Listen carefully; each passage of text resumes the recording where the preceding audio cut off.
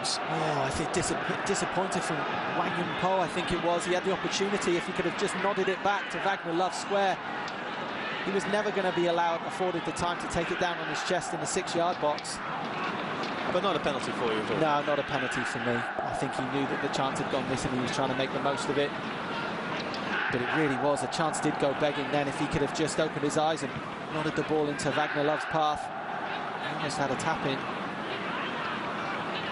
Interesting though, John, that was a ball over the top, and I just wonder whether that might be a tactic that they might want to look at.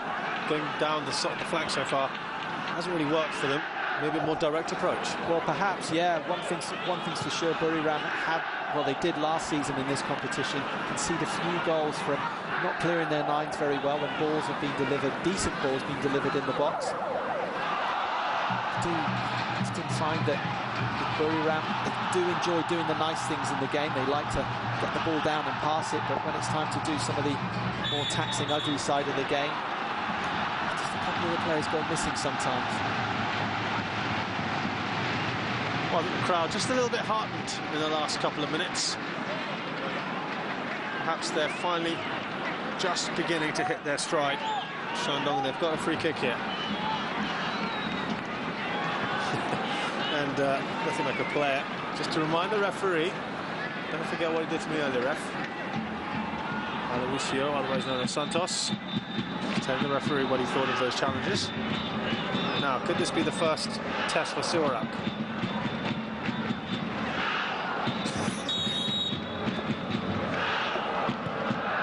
Gone short. It's an interesting set piece that clearly hasn't worked, but can they salvage something from it? Now, John, I have to ask you, it is frustrating.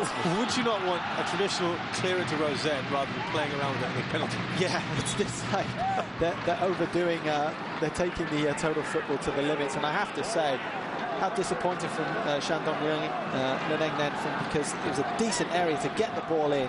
Their first real chance, it was an awkward angle free kick. I just think that they've been practicing doing that on the training ground, and it wasn't on. They could see that it wasn't on, but they tried to do it anyway. Once again, Wagner Love with a chance. Drags it wide, but it came off. Another, well, lack of clearance, really. They just didn't want to, they just thought a short pass would have been the better option. They switched off Buriram, didn't they? And it goes back to what I was saying. A lot of their goals last season in the AFC Champions League were conceded from mistakes that they made themselves, which is very disappointing. It's all very well if the opponent scores an absolute worldie top corner from 25 yards out. There's very little you can do about that sometimes. A little bit of magic from the opposition, but giving the ball away in your defending third is, at this level, is inexcusable, really. Wagner Love would have backed himself to do a lot better, even on his weaker left side. And you touched upon this just now, actually, John, the fact that they like an over-reliance on the pretty stuff, perhaps, and not wanting to get down and dirty and ugly sometimes and just clear it. So there's nothing wrong with sticking the ball in the channel, and regrouping. And, I think you can see already that Buriram have better fitness levels, or match fitness levels and energy levels at the moment, so they should be backing themselves to win the ball back pretty quickly. 25 minutes gone then at the Jinan Olympic Sports Centre. Still goalless here in this AFC Champions League match. Shandong Luneng perhaps just now beginning to hit their stride. Buriram very dangerous and quick. There we go. I think there was a little tug there. Suchao got tugged back there. Talking about Buriram not clearing their lines, well, there was a case there for Shandong not clearing their lines. And a shake of the head from Kuka, just to emphasise that point. It's all very well trying to play the pretty football, but it doesn't look very pretty when you give the ball away and you defend in third and go a goal down. There's nothing pretty about that. On top that was trying to win that to Carmelo, who hasn't really got involved in the game enough yet. Best chance so far has fallen to Jay Simpson for Buriram, who perhaps pulled the trigger a little too early, didn't back himself. Otherwise, no real clear-cut chances, John. No, still a little bit cagey. definitely from Buriram, a little bit cavey. I'm a bit surprised at that. Usually they start the games very, very well, very sharp, very aggressive, very positive. Really seen that at the moment. They still, too many other players seem to be just going through the motions, just over-reliance on their superior technical ability. Could that come back to haunt them, I wonder? Just to let you know the quality of this group, and it is really a superb group. We've got Pohang Steelers, who have won the only side in Asia to have been crowned champions 3 times, and the Korean double winners as well. And then we've got Cerezo Osaka. Now, you may have heard of Gamba Osaka, probably their more illustrious cousins, but Cerezo have produced some wonderful talents in the past. Shinji Kagawa was one of them in recent years. And they've also signed, by the way, someone called Diego Forlan. Wow. For this season. And also a Serbian international, Gojko Kačar, and Australian midfielder Mitch Nichols. So, another fantastic... And again, this just shows the power of Asian football, which is getting better and better, bigger and more, definitely more impressive. When you're looking at Diego Forlan, doing that Diego Forlan signing over in Asia, it's fantastic because great last year, been scoring goals wherever he's been, had a fantastic career, and he's another player like Wagner Love who's really, don't think he's on the downturn. And it's a player, it's exciting to see. It's a player that's really excited about having a new challenge over here in Asia. Talking of exciting talents, Montillo with this surging run. Angle wasn't there for him with the shot. But at least he tested Siwarak. And they have just improved in those last 5-10 minutes, haven't they? They have. They've started to get hold of the ball better in the midfield areas, keep the ball a little bit more. Aloisio again complaining to the referee. He looks like he's talked himself into the book. He's got the siege mentality at the moment. Everyone's after me. He's told the ref maybe one time too many. That's the problem when you get it in your head that everybody's after him. Sooner or later, it won't be everybody. It'll just be the referee who's after you. Well, that might stop him now, going up to the ref. Well, time will tell on that one. First booking of the game.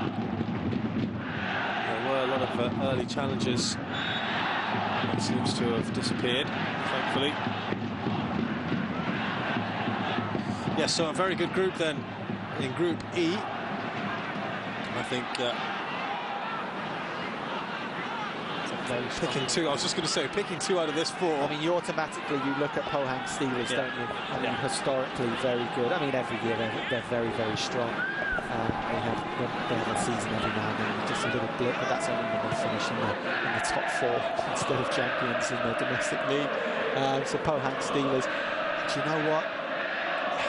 Looking at the way Buriram performed last season, I think they'll be thereabouts in qualifying for the knockout stages in this competition. So you'd be a brave man to pick 2 out of this right now. I want to pick. The thing is, I want to pick Buriram because I've got a little soft spot for them, of course, because I played in Thailand. So, and you love the brand of football. I love the way they play, but then I love the J League as well with Osaka.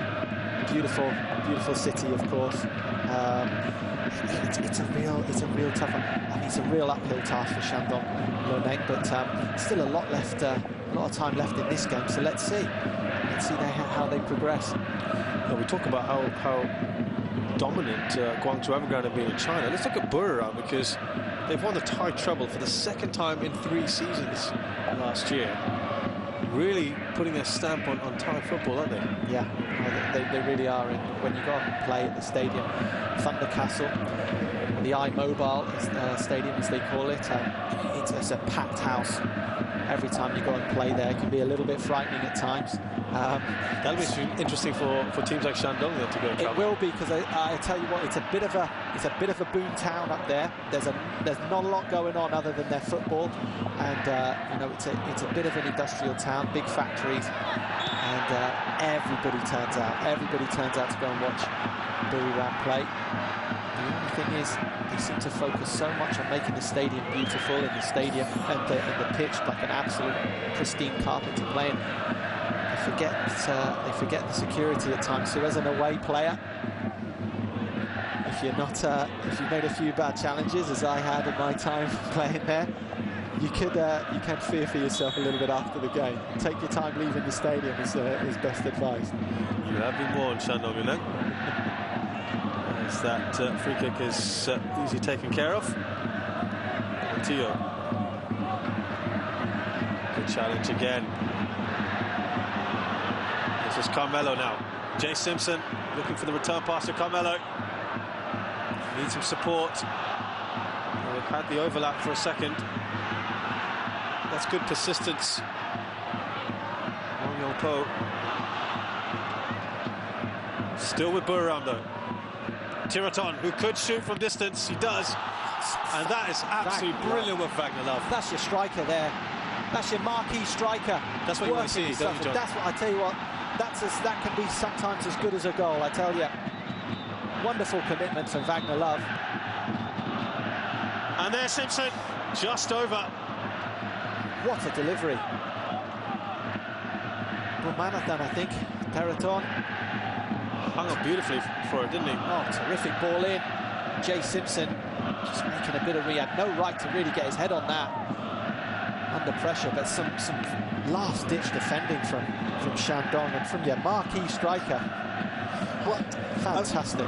You've got to say, though, that's really encouraging to see, because the stereotype you have of aging stars come to Asia for their pay packet. Brazilian as well, you know, there's that stereotype, isn't it? I'm not really working hard enough.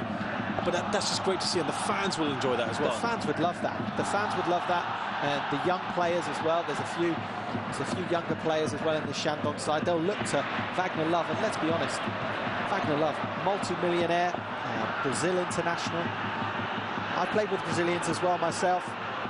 When it comes down to sometimes... Sorry, John. Good attempt. Again, tight angle. Well, you said you want to see Carmelo get on the ball a little bit more, get involved. That's what you want to see from him. Some positive. Just made a yard for himself and pulled the trigger. Definitely worth a strike. Just go back to my point about, you know, marquee players, especially, you know, we do tend to stereotype Brazilians, but I have played with a few in my time, and in pre-season I've had a couple of Brazilians just big smiles on their faces saying, no, we don't run too much, we're Brazilian. We let the ball run. And you know, all said in jest, of course. Great to see. Great bit of skill there. Tiraton. They're laying on the class here. The Thai side, again, great determination. We've seen that from both sides. Shez, isn't it nice to see the tempo seems to have been lifted as well? Just going to say that. Maybe perhaps both sides, both sets of players have really caught their breath, really got into it now, got a feel for each other. That and the fact that we're not too far away from half-time, and I think both coaches would be laying into their players for different reasons. A few of the players are a little bit scared of the hairdryer treatment. I wonder how many of the players can actually understand their coach fully. Either way, I think you can always understand when the coach is not happy with you. At the moment, John, if you were, which coach would be the happy of the two? Would you say at the moment it would have to be Garcia? I would probably say Shandong Luneng's coaching staff would be a lot happier than Buriram, because Buriram have got more in their locker than they're showing. They've got more quality, more experience at this level. I know they're playing away from home, but you know, you look at the results that they've had in the past couple of years in this competition. It doesn't really matter whether they play home or away. They're decent wherever they go, at least performance-wise, if not result-wise. And you know, I expect a lot more from Buriram. Well, Buriram have actually beaten Guangzhou Evergrande as well, by the way. I think that was in 2012, yes, yeah, they did, and they beat them in Guangzhou. Yeah. Now, I remember that game. Another half-hearted penalty appeal. Not much in that, really. Tung looking, hopefully. Oh, I tell you what, we have seen them given, haven't we? We really have. And I'm a little bit surprised the referee didn't give that to the home side. I'm just wondering if it was a later kickoff and there was a larger home support. A bigger roar from the home support could have just twisted the referee's arm and given that. No contact with the ball whatsoever. I know the ball, it was a rather heavy touch. some would say yes, but he kind of ran into the defender rather than the defender running into him. But I have to say it was a very contentious decision, that one. It's interesting as well, talking about Champions League football and penalties. We saw in the UEFA Champions League last week, a couple of English teams, of course, suffered sendings off and penalties, and UEFA have actually said now, we look at that, the so-called triple threat of triple punishment of a penalty and a sending off and a booking and a suspension rather. And the argument goes, look, isn't a penalty punishment enough? Yeah, it's just that, you know, you give a penalty away, you don't give a red card in a goal-scoring opportunity, and then he misses the penalty. You know, so the what if? The if. I can't help thinking that the game's fantastic enough. I think it's great as it is. You know, doesn't it spoil it? I don't think it spoils it, especially not for you and I, Shez, you know, who cover these games. And, you know, it gives us something to talk about. It gives us the fans the next day when they go into work things to talk about. I don't know, it'll anger you for a moment, or some fans it will anger you for decades. But you know, it's part of the game. It's why we love it. It's things to talk about. Wagner Love now uses his class, but he can't quite get that final touch. It will be a corner again. I would like to see that again. Shandong on the counter-attack. Could Wagner Love just have got that out of his feet somehow and got a shot off? He looks in great shape, Wagner Love. This is the lightest I've seen him for a couple of seasons, actually. I always thought he was a little bit heavy, especially when he was playing in Russia. They're really now looking a much more settled unit, aren't they, Shandong? They can't clear their lines, Buriram. Something you've touched upon in the past. Finally hacked away. This is better from the home side. He launched forward again. Still with Shandong. Surely a foul. That's disappointing, that's a shame, but the build-up play, if you look at the build-up play, just bypassing midfield, the Shandong. That diagonal switch, it's always on. Slightly taller side, Shandong than Buriram. I have to feel Shandong not being technically as gifted as Buriram. You've got to use what you have. If that's height, then so be it.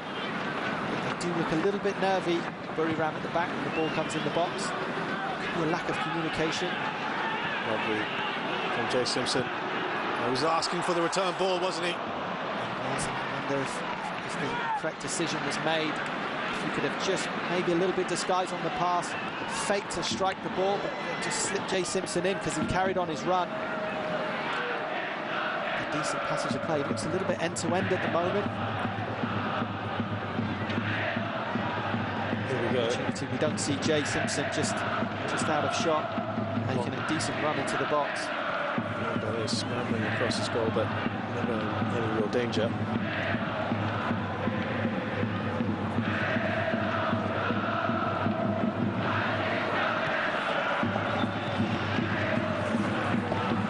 So, a few minutes left to go. Remember, just to remind you that 2 of the best wins that they've had, Buriram United, were against Chinese opposition. 2-0 against Jiangsu Sengqi last year in the group stage, and that incredible win against Guangzhou Evergrande in 2012 in the group stages. And John is also now digging deep into his memory banks. John, you've actually played and beaten Buriram back in 2009. Yeah, I remember now. I do remember now. I could have headed too many balls. It's finally come to me. Yeah, 4-1 we beat them. In the playoffs. For the playoffs, yeah. And, we had a good, fantastic experience. Not beating Buriram 4-1, of course. It was when we qualified for the Champions League outright, and it was a steep learning curve, of course, for us. But we had a terrific side back in those days with young Alexander Djuric, Ken Jirai, Masahiro Fukasawa, of course. And a very, very good side, and the great Richard Bock at the helm. They still call coach. And of course, getting the first ever points for Singapore side in the Champions League. A very creditable draw against Shandong, wasn't it? Yeah, Hernan, who were a good side at the time. And they've since been relegated, actually, yeah. from Chinese Super League. Those were their glory days as well. There you go. Football in Asia, swings and roundabouts. Well, this game has ebbed and flowed. It's picked up on its intensity in the last 15 minutes or so, with Shandong looking far more settled than they were at the beginning. And as John Wilkinson has rightly mentioned, this Buriram side capable of much, much more. I just wonder, John, and we don't want to use this as an excuse for any side, but are these conditions tough for them because they're just not used to it? For the Southeast Asian boys in particular, yes. I remember, speaking to the not the Thai players, but the Malay boys who I've played with, of course, for a long time here in Singapore, and they actually said that they find the cooler conditions actually more tiring to play in than the humid conditions, and I'm sure that could be the case for the Thai lads as well. Carmelo! That didn't do. He wanted it, but better. I have to say as well, you can usually tell when the Thai local players are struggling, because you look at Suri, he's one of the fittest Thai players that you'll find. I mean, he really is a physical specimen. He's not been as lively as you usually expect. I expect him to be up and down non-stop, and I've not seen nearly enough of him. Well, we talk about the conditions here. Just imagine what the Shandong guys are going to find when they go down to Thailand. Yeah, definitely. They've got to be hoping it's not an early kickoff from Thailand. Exactly. A surging run from Carmelo, who's now wielding a much greater influence in this game. Tiraton. Jay Simpson's been hard-working, hasn't he, John? He's been everywhere now, and you prefer him in these sort of wider positions, don't you? I like him. He's not an out-and-out goal scorer, Jay Simpson. His goal return's not great. We just saw an instance of him then, a clip of him then making 2 runs just to receive 1 ball. Works his socks off. I think you know what you're going to get from Jay Simpson. He's a 7 out of 10 player every game. Really puts in a good shift for you. And he's playing pretty much up there on his own. The Buriram midfield is not getting close enough for me to him for the knockdowns, but it's a thankless task at times. It's a corner, and the best of corners, really. Keepers love those ones. Thank you very much, as Wang Dale. Picking an apple from a tree, isn't it?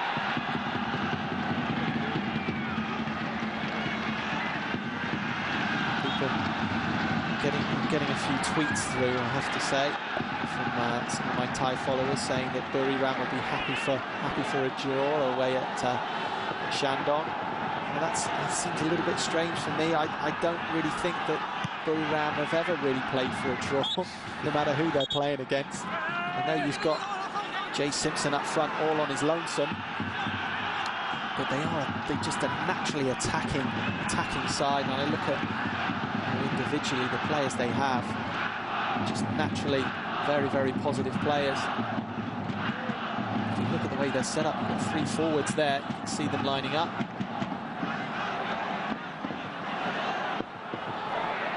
Well, we've just about had the first 45 minutes.